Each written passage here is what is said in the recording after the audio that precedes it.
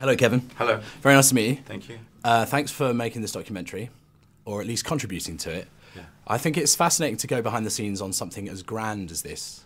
And what was interesting, though, is it all seems quite... It's all people just working hard. That's what it is. Yeah, I mean, I suppose, you know, for people who don't quite get theater to some degree, but people who don't really go, we've sort of made the movie partly for them. We've also made the movie for people who love theater and love to go to the theater.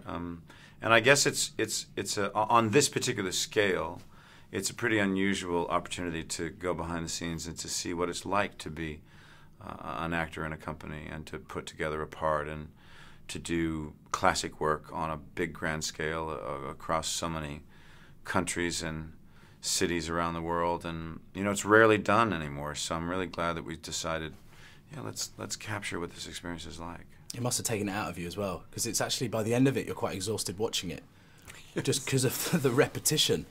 And I've always wondered how a stage actor is able to continue to do that over, how many shows? 300? Or? Well, I mean, we probably did a little more than 200 performances in the course of the 10 months that we did Richard III.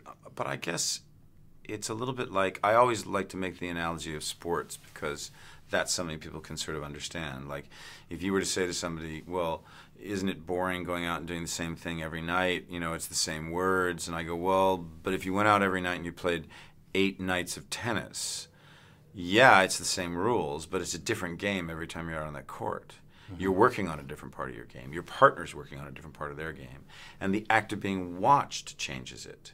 So it's always new. It's always fresh. It's always... You're always like extending yourself and trying new things and going new places, and it's always different because the audience is responding differently. So, in fact, it's never the same.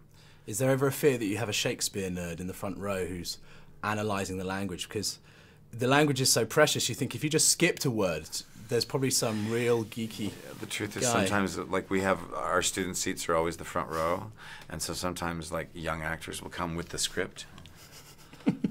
Looking, and you just like, put the script down, just enjoy, just put it down. Yeah, we definitely get some nerdy people in the front row.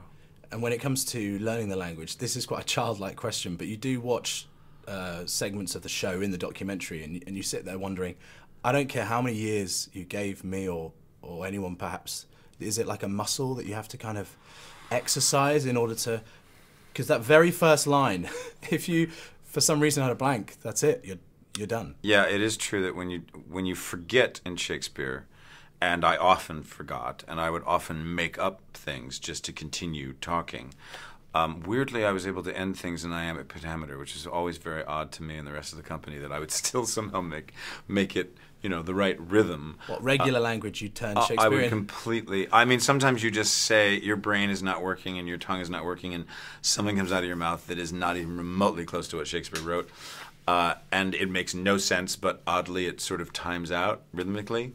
And I think it was the first day of rehearsal that I actually said the wrong line. The very first line of the play I said from another play that starts also with now.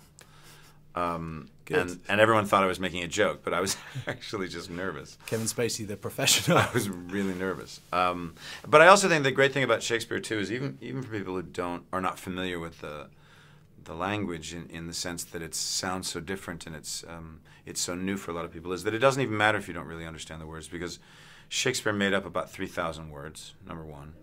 And I think that if you can follow the story, and I think he's so clear about relationships and stuff, that it's actually kind of easy. Like, if you just sort of like ease into it and let 10 minutes go by, it'll actually start to wash over you, and you don't really have to worry about it after a while. You can sort of just follow the play. And you kind of tune your ear to it as well. Yeah, exactly. Do you see parallels between Richard III and any Hollywood bosses?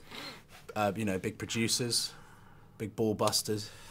No, I did a movie many years ago called Swimming with Sharks, in which I played a studio boss, and at the time I remember people were telling me who I was basing my character on, but I'd never actually met any of those people.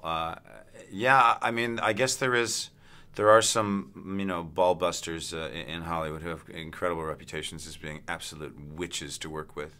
But I'm kind of lucky. I haven't really... You're one of them. I haven't really come across them yet. Yeah, I haven't really come across them. I've been very fortunate in my film experience to have very few experiences where I was working with people who were just horrible. And quickly before I go, because I know I have to go, House of Cards. It's a phenomenon. I bet you didn't think it would be. Lots of fans across the world. Has anyone come up to you that you didn't expect to watch it? I think Barack Obama's a big fan of it, isn't he? Barack Obama's watched it and apparently enjoys it very much, although I've never had a conversation with him about it. Bill Clinton likes it a lot. I love that House of Cards. And it's been interesting to go sort of around the world and see people from, I mean, I went to China recently, and it is huge in China, which is sort of surprising since, you know, in season 2 we have some Chinese relations that don't go all that well, but apparently it's very, very big in China. So it's very interesting to see how the show has been responded to. Fans have been awesome. I'm really very lucky.